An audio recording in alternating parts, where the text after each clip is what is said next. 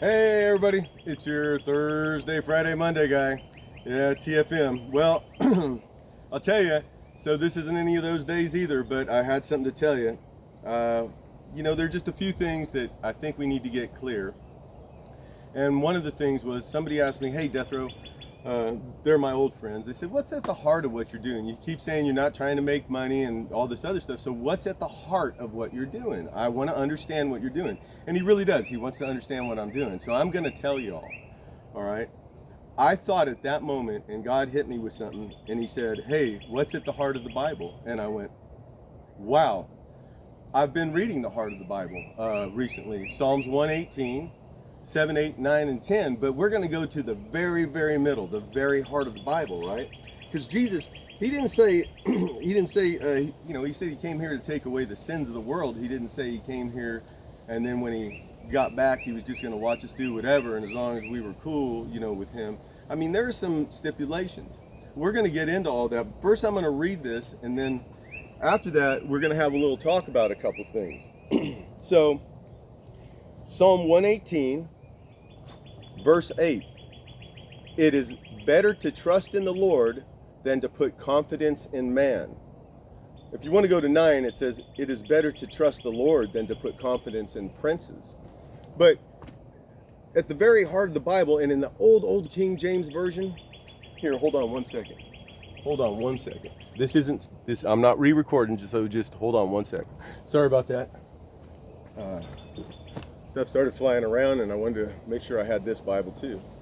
So this is my old King James version of it, 118, 8, and it says, it is better to trust in the Lord than to put confidence in man.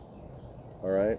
It is better to trust in the Lord than to put confidence in man. See, didn't really change anything. So at the heart of the Bible, at the very heart of the Bible, y'all better get used to some symbolism, some metaphors. Wake up, people. Y'all need to wake up. Here, I'm gonna explain something to you. We have people on campuses right now protesting for Palestine that go against everything that Palestine goes against. It's just evil merging together, all right?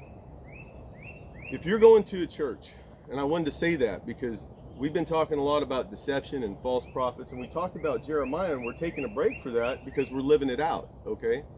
We're already at chapters 1 and 2. So most churches that we have out there right now are not actually churches. I mean, they are. So first we have to define what is a church. A church is where people come together and they gather, and we do it in the name of the Lord. Can you have a different kind of church? Yeah, that you're worshiping a false god. So if you're going to a motivational speaking living church, that has nothing to do with Jesus. If they mention Jesus once in a while, and I'll give you some clues that you can pick up on. But if you go there and they're talking about what you can do with your money and like how to invest it, and then they're talking about things like, hey, just all these positive messages, and you're like, okay, well, those are great and I feel really good. And look how many people we've helped. We helped all these people. Look that we're helping all these people. You can help people. A lot of people can help people and not do it in the name of the Lord. All right? So here's some of the questions you want to start asking yourself. Is Jesus a side note in your church? Is he like a side note? Or do you use him like as the example? Well, Jesus gave away stuff, so we give away stuff. But you don't know where to find that in the Bible, and no one's telling you, and you just feel pretty good about yourself. You're probably going to a motivational speaking place, not really a church that believes in Jesus Christ. All right? If you have to ask yourself, who is Paul, or you kind of have some reference like, gosh, they don't mention Paul, or that guy on the videos I've been watching, he's talking a lot of stuff that I find to be interesting, and all of it's true so far. And he talks about this guy Paul, but at church that I go to, they don't talk about Paul, or they said that he was a guy that something, I don't know, he got beat up for Jesus, or he had scales on his eyes or something. I mean, if you don't know who the disciples are, if you can't name like more than like 2 disciples, if you don't know who Paul is, if you don't know what a Pharisee or a Sadducee is, I mean, I'm not saying that all the information is like it has to be implanted in your brain, but you're going to miss out on a lot of the story if you just think that Jesus came here to spread the story of peace and love and you can go to heaven. there are ifs and buts that go along with that. There are therefores that go along with that. We know that words are important, right? If you got to ask yourself, this guy talks about the Old Testament. That's a long time ago. When Jesus came, that wiped out the Old Testament. You're going to the wrong church.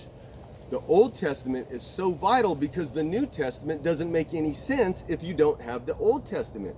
The Old Testament shows the character of God, and it makes systematic predictions that Jesus prophecies. We're not psychic, but it makes prophecies that Jesus will come and how he will die and that God will raise him from the dead. These scrolls that go back were found before Jesus was ever born, some of them. I mean, they have copies of these texts that say, and then when Jesus fulfilled the prophecies and then died and was rose again, he changed the entire timeline. The reason that you're living in 2024 is because Jesus died, rose again, and changed the timeline. The more you know, people. All right, if you're going to a church and you don't know, he said something about the character of God. God is the infinite universe. That God has a character, and it's laid out in the Holy Bible. It tells you exactly how he is. It talks about his character. It never says why he loves us, and that's kind of the mystery. That's the mystery of life. Why does God love us? We don't know that, but we know that he does because it's repeated over and over. And if you've ever sent your son, or if you went someplace and you're a son and you know how your parents felt about that, but you sent them someplace knowing they were gonna die, you're sending them to sacrifice. See, I have sons that are in the military, so I know what it's like to send a guy maybe to go do something, maybe. And one of them kind of did some stuff. And another one had some stuff done to him. So, do I understand? Just a tiny piece, because they beat Jesus almost nearly to death before they hung him on that cross. And he sat there, and the only thing he had done is heal people on the wrong day. All right? That's it. He healed people on the wrong day. He read a scroll. He read the scroll. How dare you read that scroll? Well, I read the scroll because today the prophecy's fulfilled. You can't hear. There are people seeing miraculous things all over the world, and they're telling others, and people are going, I don't know about that. They're finding evidence of the flood, and people are going, well, you know, the Bible's kind of a myth, and we use that as a guidance tool to guide our... It is not any of those things, or it's all of those things. The Bible is spiritual. It's a map. It's a guideline to our lives. It's a guideline on how to run a society. It's a guideline on, while we're here, this is how we're supposed to act, because this is not a permanent assignment. It explains that we come here to serve God, and if we don't, when it's over, we don't get to go back and serve him anymore. Imagine all the various assignments you had either at your job, or if you weren't just a mill factory worker, or all your exciting things that you've done maybe as a pastor, or as a military guy, or as a police officer. You've been to maybe the memorial in Washington, D.C. It's this week, by the way, all right, that we remember our first responders. Anyways, maybe you've done some of those things, right? If you've done some of those things and you've been around the world and you've seen things, then you probably understand too. And going back to sending your son to go die, man, he loved us. He loved us. Those that served with me, you know that I loved you because I was willing to lay down my life for my brother. I loved you. Not in some weird kind of way that they want to make it on Netflix every single... But I'm going to tell you, I loved you, and Jesus, there's only two people that love you like that. The guy that's willing to lay down your life for you, and the guy that already did. Jesus Christ. So, if you're going to a church that when I mention the Holy Spirit, you think I'm talking about ghosts and goblins and some kind of magic stuff, I'll tell you this right now. Did you ever watch Star Wars? I don't like to bring in a whole bunch of secular crap when I'm talking about Jesus, but did you ever watch Star Wars? I did. I loved it. I saw it as a kid. But as a kid, even as a child, I wondered, okay, well, I can see some correlations to what's going on here. This almost biblical story playing out in another place, right? Wow, if they follow the guidelines of the Bible, that kind of plays out. Sorry, George Lucas, but I'm seeing it. And I see a little bit of the World War II in there with the sneaky fish people. I get what you were going for on that. But with all that, did you ever wonder who's keeping society running? Who's doing that? Who doesn't even know this is going on? If you've ever wondered that, and right now you don't know what's going on, that's you. That's you right there. You're the one that's keeping society rolling while the rest of us are trying to fight this spiritual battle because it's real. All that crap that you saw in Supernatural, the TV show, and all that gobbledygook nonsense, that's kind of what's playing out, but there isn't any, you can't see it live action. It's a spiritual war because we're dealing with princes and principalities, okay? We're not dealing with this nonsense here. This is a temporary assignment, and those of us who have figured it out are doing videos, we're going to conferences, we're listening to other pastors. If we're a pastor, then we're listening to other pastors. And don't get me wrong, I'm not a pastor, I'm a minister. See, a minister is someone who's telling you about God. A pastor is someone who has a flock. Technically, I have a flock if you're watching this consistently. I'm not trying to steer you in the wrong way. And I'm definitely not a false prophet. I won't lie to you. That's what a false prophet is. A false prophet isn't a psychic that tells you the wrong stuff. It's somebody who tells you shit for his own gain. He's trying to make money off you. And plenty of people have done it throughout time. They may have had some good intent when they started, but the world corrupts them. And that's the problem with the world. And if you don't know what the world is, and your church hasn't taught you what the world is, you're farther behind than you know. And you are one of those characters playing it out, just like they said, just like Jesus said, because I knew that as a child. What's everybody else doing? Just what Jesus said they'd be doing, just like they were before the flood. And you don't know what technology was there before the flood, so stop making those stupid damn movies where it shows everybody in robes and gobbledygook and like cavemen. They could have been as advanced as we are now. We're only 2,000 years outside of the Bible, and if you look, maybe 6,000 to 8,000 outside the flood. I don't know the timeline, but I'm using my math here. What all the scientists are saying now that their theories are not a theory. A theory is a theory. A hypothesis is an educated guess. So a theory is a little bit more than that, right? You don't know. So if we're on the flood, there's evidence of that. If you don't know any of this stuff, you're not in the right realm. You're not living in the right realm. If you don't know what the divine nature of Christ is, you may know that you were forgiven, but if you don't know what repentance is, then you're just walking around thinking you're forgiven and you're still drinking and drugging and doing all the other things. Or you think that God helped you quit it, you don't know how, and that's where you're at. Okay? There are other places out there. You need to search for Jesus Christ. Not me, not somebody else. There are places you can find it though. And if you already know Jesus Christ, then you need to get into action. You need to start, if you don't know him, start watching Allan Jackson. That's a good place, World Outreach Church. There are some other pastors too. I usually put them in the link, but he's a good guy. You can go look at his stuff. He's not out here to make a buck on you. He's not telling you, gimme, gimme, gimme. He's just telling you, hey, look, this is what's going on in the world. I'm not saying he took a vow of poverty. I'm saying this is what he's saying. This is what's going on in the world. There's two other fellas, Eric Metaxas and Seth Gruber. And if you're already a Christian, you better read their stuff because you'll figure out what's going on a little piece more. This isn't some conspiracy theory. It's actually played out in the Bible, you dopes. Man, it's disgusting. And it says here too, it's going to be so obvious and people will scream at you. This is one of the things my mother went crazy about. She didn't go crazy because she was in the world. She went crazy because she shouted this kind of crap for 30 or 40 years and no one listened to her at all. What frustration to never even be believed by your own son until one day he turns on a TV and says, hey, that pastor's saying exactly what my mother said for 40 years, but no one listened to her. And I didn't listen to her either. Amazing how God works like that. Oh, and then everything that she told me turned out to be a truth. Like systematically. So, you know, all you people who discredited her, you're going to have to pay for that later on. That's just the way that it is. I don't make the rules. All right. And talking about that, let's talk about, and I'm going to read this one more time for you guys, because it says for you not to be deceived, right? You need to pay attention. You need to pay attention to stuff and listen to things. Jesus spoke in metaphors, and you guys better start learning to speak in metaphors and parables too. Otherwise, the Gestapo one of these days is going to come get you. And Dietrich Bonhoeffer didn't think, well, he kind of knew. He knew, but the other people around him, oh, you're exaggerating.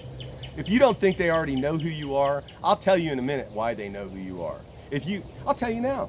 If you bought any guns in the last year and a Bible, you're probably on a list. If you traveled someplace to go to like a conference and maybe you had a job doing something somewhere else and something, then you're probably on a list. I mean, think about the things that you've done in the last few years, and if you were any kind of person at all that did some kind of dangerous job, you're on a list. If you're a preacher or a pastor, you're on a list. Who's going to go along and support Palestine? Who isn't? Because it may not be as important now to find out who's on that list, but in 5 or 7 years, if you show up on that list, just like the people who started making fun of homosexuals in the early 2000s as part of their comedy routine, and by 2016 they couldn't host the Oscars because it comes back and gets you when the other people are in charge of the power. See? Power works both ways, and right now those people have the power and it's being taken away from God. So let's read that verse one more time. It is better to trust in the Lord than to put confidence in man. So I'm going to tell you, if you don't know any of this stuff that I talked about today, you should probably go back and read Psalms 118, 7, 8, and 9. That'll put it in context of who he's talking about and why. And we're kind of referring to Israel, so we're messing up on that one too, because America has been blessed because we followed the rules that God set forth for Israel. We just followed them. He didn't tell us to, and nobody came down, and maybe they did. I don't know. I wasn't there, but I know that we have been systematically following those rules. And when we step away from those rules, not just us, but in the Bible, that Old Testament that your preacher says ain't no good, you better go back and read it, because we're acting out Jeremiah 1 and 2. That's where we are in the whole play. You can look at a whole bunch of other ones and see if they match it up, and sometimes they do, sometimes they don't. But if you match them up pretty closely, and you can mix and match and see what God does. So if you end up repenting, you can see there's an instance where a guy said, you know what, I am the king, but I'll get down on my knees and worship the Lord our God too. And the kingdom was spared. Isn't that amazing? So there's examples, but the overwhelming example is when people do not. And then they got to fight like hell to get their freedom back. So if you don't understand what the heart of the Bible is, and you don't understand the redemptive blood of Jesus Christ, remember that it's better to trust the Lord than to trust man. It's better to trust the Lord than to trust the government. So there you go. There's your answer of what's going on in the world right now, and a little bit about Psalms 118. And what's at the heart of what I'm doing, the first question that was asked about this that started this thing. And then the other thing I'm going to tell you Christians that are out there, and I love you, even especially the ones that don't like me, I love you. But this is the end of it, so I'm gonna come sit over here like I usually do. I love you, but stop speaking Christianese. Now, I'm a prodigal son, and I'm nobody to talk about.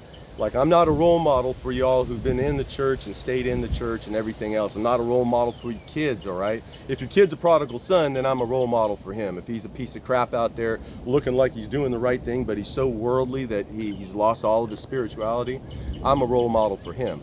But I'm not a role model for your good kid, okay? So don't ever think that. And if you don't like me, that I'm speaking the truth, I'm sorry, but if it offended you, then you should look in the mirror. That's it. I had to take a long look in the mirror to see the plank sticking out of my eye and go, oh man. So I've tried to cut everything out of my life that is bad. And I'm not accusing any person of anything. What I'm telling you though is, listen, if we don't change our ways and start remembering Genesis 1:1, John 3:16, and Romans 10:9, and keep that all bundled up with Jesus's 2 big commandments, right? Love God with all your heart and love your neighbor as yourself. He might be trying to keep you out of the gas chambers one day. And you know what? Here, about symbolism, did anybody even notice that? Has anybody noticed that they're upside down? If you don't listen to these videos and you don't watch, you might think that I'm just crazy. You need to really listen to what I'm saying. I have friends out there that I've tried to communicate with. You don't want these videos out there in about 10 years. If you want me to mention your name, I will. But I would rather not mention anybody's name. Now, one person that I've slipped and mentioned his name, oh well, he works for the government. I love you. Love God with all your heart and love your neighbor as yourself.